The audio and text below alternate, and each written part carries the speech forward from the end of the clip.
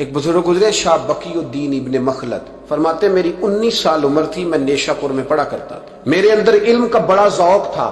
ایک استاذ کے پاس جب میں پڑھنے گیا تو میرے استاد مجھے فرمانے لگے کہ بیٹے تیرا ظرف بڑا ہے اور میرا علم چھوٹا ہے، تو کسی بڑے عالم کے پاس جا۔ اپنے استاد سے کہا کہاں جاؤں؟ تو کہنے لگے اگر ہو سکے نا تو بغداد شریف چلا جا، امام احمد بن حنبل کی بارگاہ میں حاضری دے، وہ حدیث کے حافظ ہیں۔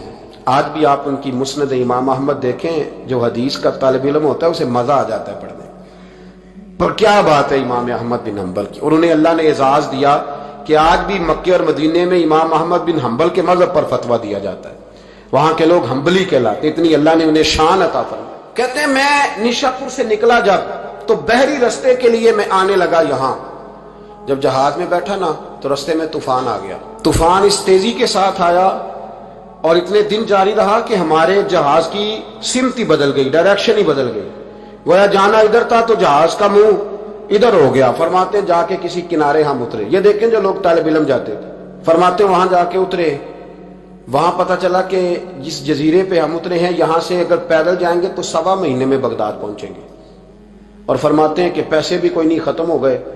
اب میں وہاں سے اترا پتے کھاتا، 1.25 مہینہ لگا اور میں بغداد شریف پہنچا، اور جب پوری جد و جہد کر کے وہاں پہنچ گیا نا تو پتہ چلا کہ امام احمد بن حنبل کا تو مدرسہ ہی بند ہو گیا، ان کے تو جمعہ پڑھانے پہ پابندی لگ گئی ہے، وقت کا بادشاہ ناراض ہو گیا، اس کا مطلب ہے وہ بھی سیاسی باتیں کرتے ہوں گے، ناراض ہو گیا، اس نے پکڑ کے آپ کو جیل میں ڈال دیا۔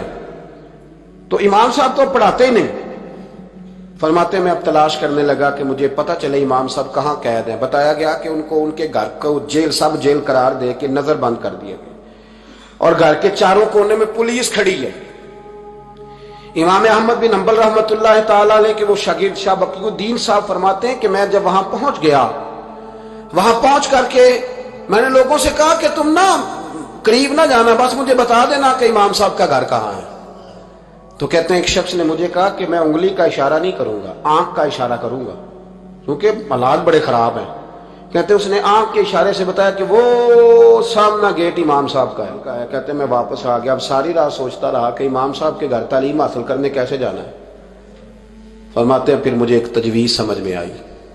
صبح جب میں نے اٹھا تو میں نے سر سے پگڑی اتاری، اپنے بالوں میں ہاتھ ڈال کے بال بکھیر دیے، چاروں جانب بکھر گئے، زلفیں رکھی ہوئی تھی۔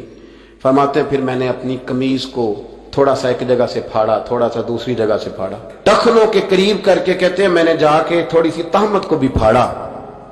ہاتھ کے اندر میں نے کاسا پکڑا جیسے فقیر مانگنے والے پکڑتے ہیں۔ اب تو فقیر کہتا نا اللہ بھلا کرے، اللہ بھلا کرے، تو اس زمانے میں کہتے تھے اجرکم علی اللہ، اجرکم علی اللہ، تمہیں اللہ اجر دے، تمہیں اللہ۔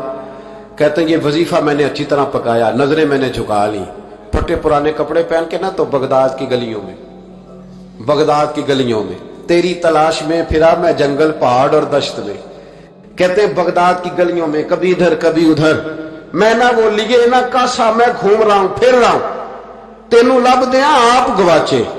کہتے ہیں میں ڈھونڈتا پھر رہا ہوں مجنو بن کے وچ بازاراں، کدی ککھاں وانگ رلائے، کدی کہایا کنبا سارا، سر نیزے اتے چڑھائے، آزم یار مناؤن دی خاطر اساں کی پیس وٹائے۔ فرماتے ہیں کہ وہ کاسا لیے تو میں نکلا، سپاہی کھڑے تھے، ان سے بھی میں نے کہا اجرکم علی اللہ۔ کہتے ہیں ایک دینار انہوں نے بھی میرے کاسے میں ڈالا۔ پھر امام احمد بن حنبل کا دروازہ آیا تو میں نے دروازے پہ کھڑے ہو کہا اجرکم علی اللہ، اجرکم علی اللہ، اجرکم علی اللہ۔ کہتے میرا جوش ہی بدل گیا۔ امام صاحب نے جھٹ سے دروازہ کھولا، خوبصورت امامہ اور خوبصورت چہرہ۔ کہتے ہیں ان کا چہرہ دیکھا تو میرے آنسو ہی بہہ گئے، اور امام صاحب نے جب 1 دینار میرے پیالے میں ڈالا تو میں رو پڑا۔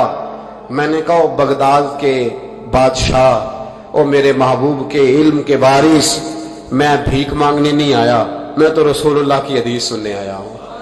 مجھے نہ آپ نے خیرات نہیں دینی، بس مجھے ایک حدیث میرے نبی پاک روز پڑھا دیا کریں، ایک حدیث، ایک حدیث۔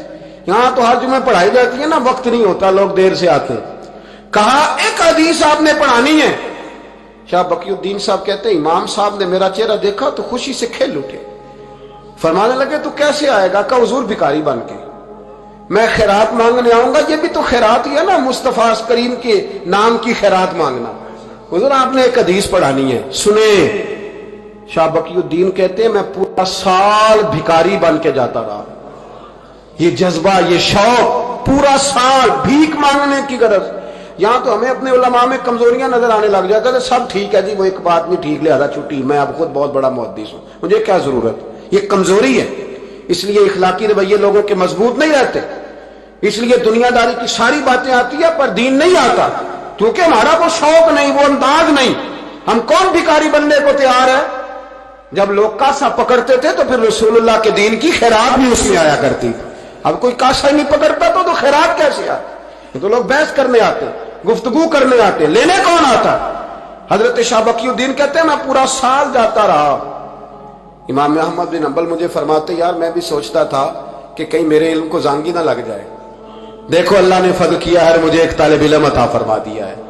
فرماتے ہیں پورا سال میں جب ان کے دروازے پہ جاتا تو ایک دھیلا بھی ڈال دیتے اور مصطفیٰ کی ایک حدیث بھی سنا دیتے، اور فرماتے ہیں دنیا ساری پڑھتی ہے پر ہمارے پڑھنے کا استاد انداز یہ تھا کہ استاد پہلے امامہ باندھتے، جبہ پہنتے، اور اس قید میں نظر بندی کے عالم میں جب وہ نبی پاک کی حدیثیں سناتے تو ان کی آنکھیں آنسوؤں سے بھر جاتی، وہ روتے ہوئے تڑپتے ہوئے حدیث سنا، اور میں بھی اسی درد سے وہ بات وصول کرتا۔ فرماتے ہیں سال گزر گیا، حکمران مر گیا، فوت ہو گیا، نیا بادشاہ آیا، اس نے خود امام احمد بن حنبل کو بڑا مدرسہ بنا کے دیا، اس نے بڑی جامع مسجد میں امام صاحب کے خطبہ جمعہ کا بندوبست کیا۔